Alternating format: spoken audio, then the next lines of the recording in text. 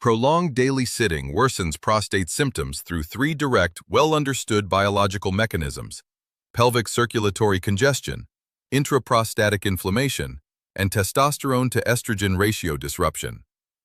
Today, I am explaining all three and giving you the specific changes that address each one. I am Dr. James Whitaker, board-certified urologist, and today I want to explain a relationship that almost no man has been told about in clinical practice: the direct, mechanistic connection between prolonged daily sitting, the defining posture of modern sedentary life, and progressive prostate disease.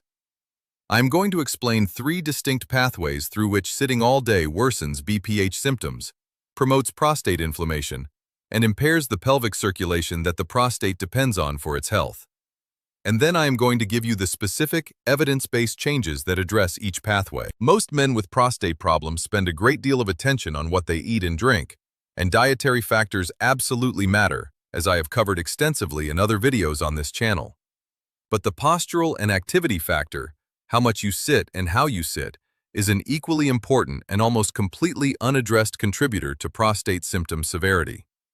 Men who address diet but remain sedentary are addressing less than half the modifiable factors in their prostate health. The first pathway is pelvic circulatory impairment. The prostate gland receives its blood supply primarily from the inferior vesical artery, a branch of the internal iliac artery that supplies the prostate, bladder base, and seminal vesicles. Venous drainage from the prostate occurs through the prostatic venous plexus, a complex network that can experience venous congestion when pelvic blood flow is impeded. During prolonged sitting, the perineum, the region of soft tissue between the scrotum and the anus, through which the pudendal vessels and nerves course, is directly compressed against the seated surface. This compression impedes both arterial inflow to the pelvic organs and venous outflow from the prostate and surrounding structures. Chronic prostatic venous congestion from prolonged sitting produces several adverse effects. Stagnant blood in the prostatic venous plexus creates an environment of relative hypoxia and accumulation of inflammatory metabolites. The engorged veins exert additional mechanical pressure on the prostatic urethra, worsening urethral narrowing and increasing urinary symptoms beyond what the degree of BPH-related mechanical obstruction alone would produce. Men with BPH who sit for prolonged periods, long car journeys, extended office work, prolonged television watching, frequently report that their urinary symptoms are significantly worse during and after these sitting periods. This is not coincidence. It is prostatic venous congestion, adding a functional obstructive component on top of the structural obstruction. The second pathway is systemic and pelvic inflammatory promotion. Prolonged sedentary behavior is a powerful promoter of systemic inflammation. This is well established in epidemiological and mechanistic research. The mechanisms include impaired insulin sensitivity, leading to hyperinsulinemia and elevated inflammatory cytokine production, reduced clearance of circulating inflammatory markers that movement-induced increases in blood flow and lymphatic flow would otherwise facilitate, and altered adipokine production from the visceral adipose tissue that accumulates with sedentary lifestyles. All of these systemic inflammatory mechanisms are amplified locally within the prostate through the direct circulatory stagnation I described above. Intraprostatic inflammation, the infiltration of the prostate by macrophages, lymphocytes, and mast cells, is now recognized as a direct contributor to both BPH progression and prostate cancer risk. Inflammatory cells release growth factors, including fibroblast growth factor and epidermal growth factor, that stimulate prostate stromal cell proliferation directly.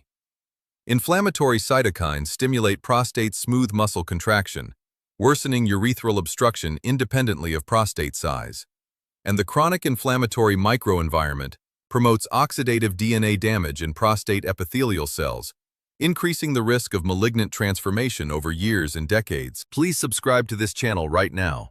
I am Dr. James Whitaker, and this connection between daily sitting habits and prostate health is exactly the kind of specific, actionable medical information I post every single week. Hit subscribe, hit like, and drop a comment below right now. How many hours per day do you spend sitting? Work, meals, television, computer? Add it all up and give me an honest total. I read every comment. The third pathway is testosterone to estrogen ratio disruption through visceral adiposity. Prolonged sedentary behavior over time promotes the accumulation of central visceral adipose tissue, the dangerous fat stored around the abdominal organs. Visceral fat is not metabolically inert. It expresses high concentrations of aromatase, the enzyme that converts testosterone to estradiol.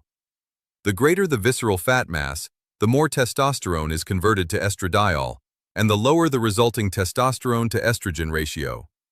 In men, this hormonal shift promotes both BPH and prostate cancer through estrogenic stimulation of prostatic stromal cells and through the reduction in testosterone that normally has anti-proliferative effects in the prostate through specific androgen receptor signaling. Sedentary behavior also impairs glucose metabolism and insulin sensitivity independent of body weight changes, even in lean men. Prolonged sitting without movement interruption impairs insulin receptor sensitivity in skeletal muscle. The resulting insulin resistance elevates basal insulin, which drives IGF-1 production and suppresses SHBG, both mechanisms I covered in the sugar and prostate video, creating a hormonal environment that directly promotes prostate cell growth. Now, let me give you the specific interventions that address each pathway.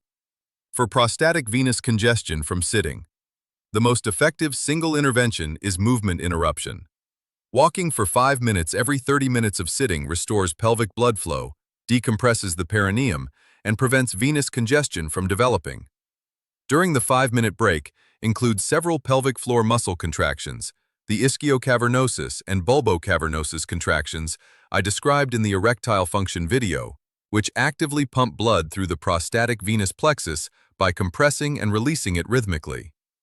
This active drainage of the prostatic venous system during exercise breaks is more effective than passive standing alone. For the inflammatory pathway, 30 to 45 minutes of moderate-intensity aerobic exercise daily, walking, cycling on an upright bicycle with a wide saddle that minimizes perineal compression, or swimming, produces measurable reductions in systemic inflammatory markers, including C-reactive protein, interleukin-6, and tumor necrosis factor alpha, within 8 to 12 weeks of consistent implementation.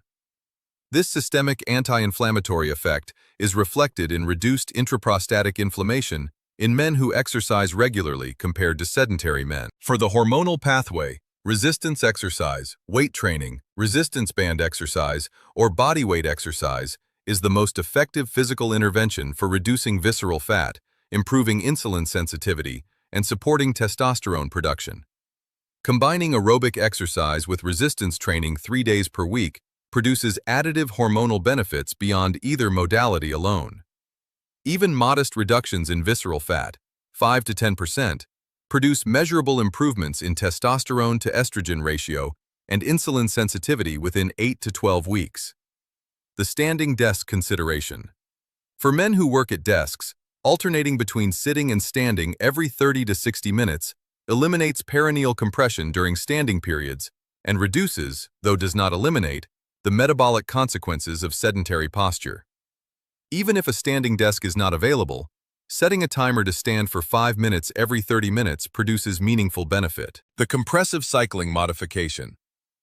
Men who cycle regularly as exercise should use a noseless saddle or a saddle with a central perineal cutout that eliminates direct perineal compression.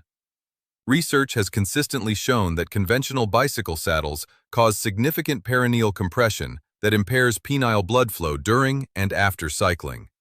Replacing the saddle is a simple, low-cost modification that protects prostatic and penile circulation during what is otherwise an excellent cardiovascular exercise. I am Dr. James Whitaker. Sitting all day is not a passive behavior. It is actively worsening your prostate through 3 distinct mechanisms. Start moving. Subscribe for weekly medical content. I will see you in the next video.